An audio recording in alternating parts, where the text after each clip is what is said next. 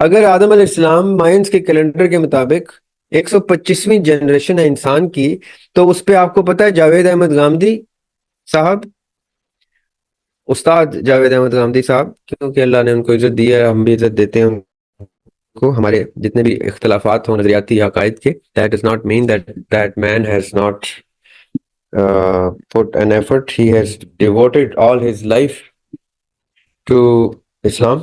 He may have concepts that you and I do not agree with, but he lives those concepts.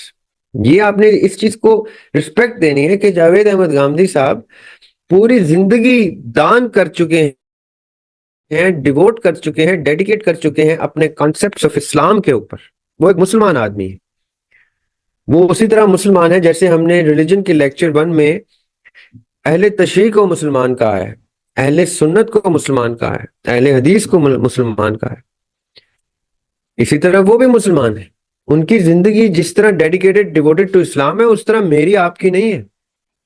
Just because ہم کسی prevalent عقیدے کو مانتے ہیں جس کے اوپر تعداد میں شاید زیادہ لوگ رہے ہیں ہسٹری میں اور پریزیڈنٹ میں، ہم جاوید احمد گاندھی کے برابر بھی نہیں لگتے the way he has devoted and dedicated his life to religion.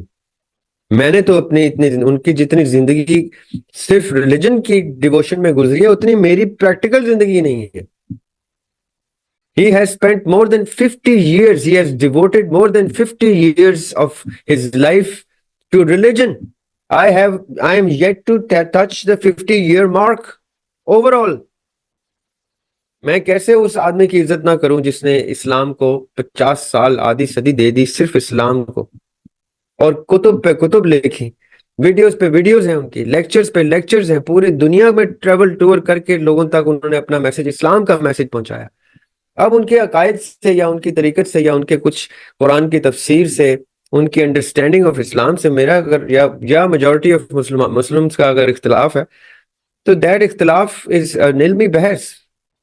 No, nothing more than that.